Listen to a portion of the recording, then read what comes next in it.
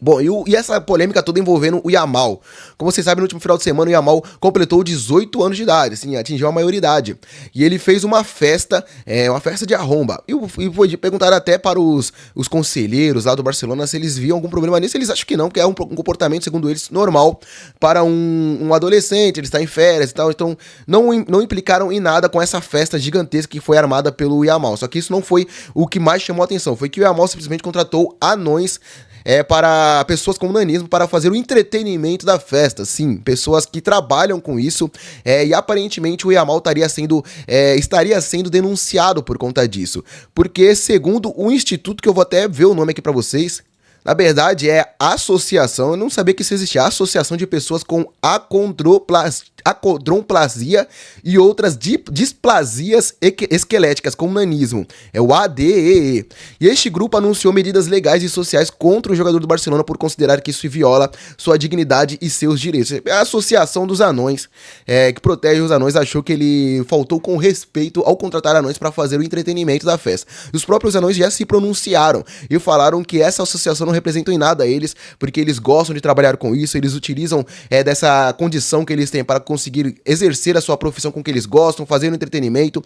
E é claro, eles falaram que o próprio Yamal e os seus convidados não faltaram com respeito em momento algum com eles. Eles dançaram, se divertiram também, serviram drinks. E segundo os próprios anões que participaram da festa, não vê problema algum com isso. E segundo eles, essa instituição há muito tempo atrapalha eles, né, cara? Já que eles gostam de trabalhar com isso e essa instituição acaba atrapalhando essa medida com que eles costumam levar a vida, né, cara? Eu aparentemente eu acho que isso não vai dar em nada, até porque tudo foi feito legalmente, os anões gostam de trabalhar com isso, é como eles levam a vida e não é de hoje, porém, essa associação já teria utilizado por meios legais para denunciar o Yamal por conta dessas práticas feitas na sua última festa. Mas o que você acha disso? Realmente eu achei que eu nunca veria algo do tipo, ainda mais envolvendo um jogador do tamanho do Lamine Yamal. Bom, todos vocês acompanharam a temporada tenebrosa do Araujo, e ele promete que essa vai ser a principal temporada, vai ser o auge do Araujo. Vocês viram que em momentos determinantes da temporada o Araujo acabou entregando a paçoca, né, cara? Ele acabou falhando em determinados momentos, eu que achava ele um dos melhores zagueiros até alguns anos atrás, agora eu coloco ele fácil na lista dos que foi pior nessa temporada, com certeza não foi a temporada do uruguaio. E o Barcelona até colocou ele na possível lista de negociáveis. Acharia ser interessante uma proposta pelo Araujo, já que ele não fez uma boa temporada e ainda assim continua valorizado no mercado. Só que ele deu uma entrevista para falar sobre o seu futuro e ao ser perguntado ele disse o seguinte: sabe o que veremos nessa temporada? O meu auge, ou seja, será a grande temporada do Araujo. Será que a gente acredita nisso? Bom, muitas pessoas viram que a publicação, muitas pessoas já deram risada e muitas pessoas acreditam ainda na reviravolta do jogador uruguaio. Eu lembro, alguns anos atrás, que ele era dito como fácil um dos principais zagueiros do mundo. Não sei o que aconteceu para ele ter essa queda brusca no seu rendimento e o Barcelona até colocar na lista negociável. A gente pode ver o Araujo tendo um novo destino em breve. Barcelona está aberto a ouvir propostas, só que até o momento não chegou absolutamente nada. Porém, o Araujo se mostrou, pelo menos nessas palavras que ele disse, extremamente focado a fazer essa ser a sua principal temporada da sua vida. Bom, não sei, você confia nisso? Você acha que ele tem futebol para conseguir dar a volta por cima ou você acha que não? Será mais uma temporada catastrófica como foi a última?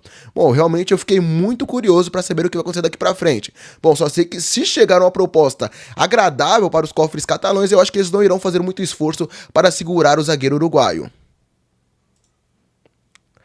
Bom, e o Cole Palmer que deu uma publicação, ele deu uma entrevista ao falar sobre o Trump simplesmente presente na cerimônia de premiação da Copa do Mundo de Clubes. Ele falou o seguinte: eu sabia que ele estaria aqui, mas não sabia que estaria no pódio quando levantássemos o troféu, então fiquei um pouco confuso. Bom, o Trump simplesmente estava ao lado ali, praticamente roubando toda a cena, quando foi levantado o troféu da Copa do Mundo de Clubes. Ou seja, ofuscando até o Palmer, que foi o grande nome, né, cara, dessa conquista do Arsenal, do Chelsea. E isso causou estranheza em muitos jogadores, tanto que vocês veem o vídeo lá, que foi postado no YouTube, mostra o Gianni Infantino tentando chamar o Donald Trump para sair, né, cara, na hora de levantar o troféu, na hora das fotos, só que ele se faz ali meio de desentendido. Ele finge que não é com ele finge que não viu, e ele simplesmente continua lá, e o Reece James levanta o troféu mesmo assim. Ele saiu em todas as fotos, todos os vídeos, lá ao lado do jogador, como se também fizesse parte dessa conquista da equipe londrina. Bom, isso causou grande estranheza pelas palavras que foi dito no Cole Palmer. Eu tenho certeza que muitos jogadores e também torcedores. Caramba, simplesmente do nada o Donald Trump lá presente na cerimônia de premiação. Não na cerimônia de premiação, mas na hora de levantar o troféu junto com a equipe do Chelsea. Com certeza, tenho certeza que você nunca viu algo do tipo. E agora foi confirmado, né, cara, para muitas pessoas por um valor muito abaixo do que o necessário, mas o John Arias está de clube novo. Sim, é oficial, John Arias deixa o Fluminense após o final da Copa do Mundo de Clubes e é o novo jogador do Wolverhampton da Inglaterra. Sabe que não é de hoje já, de muito tempo, o John Arias tem esse desejo por ir jogar na Europa, e o Fluminense diversas vezes já prometeu que era só ele jogar a Libertadores de 2023, que depois ele seria vendido, acabou não cumprindo, isso causou isso causou certo incômodo no jogador, que após ainda assim, renovou seu contrato, que recebia 400 mil, passou a receber 1 milhão e 300 mil, renovou seu contrato no começo desse ano, e após a excelente Copa do Mundo de Clubes, ele conseguiu sim essa liberação, e é claro, conseguir realizar seu sonho, que é ir jogar na Europa. Vai jogar no Wolverhampton da Inglaterra. E o que mais chamou a atenção foi os valores, né, cara? E a gente vê o John Arias, que é um jogador sem mídia nenhuma, senão já teria sido dado por muitos como o melhor jogador do Brasil. E muitas pessoas começaram a ver isso após a Copa do Mundo de Clubes, que ele foi o grande nome, né, cara, das equipes brasileiras, sem dúvida nenhuma. Mas de muitos anos já ele joga muito pelo Fluminense e é titular da sua seleção. Tanto que a gente vê que os jogadores do futebol brasileiro são muito subestimados. Mesmo ele tendo 27 anos, cara, a gente poderia imaginar ele saindo fácil por valores que gerassem em torno de 45 milhões de euros, já que a gente vê isso, né, cara, nas equipes europeias. Se fosse um jogador de uma equipe europeia que jogasse o que o Arias jogou, com certeza sairia por esses valores.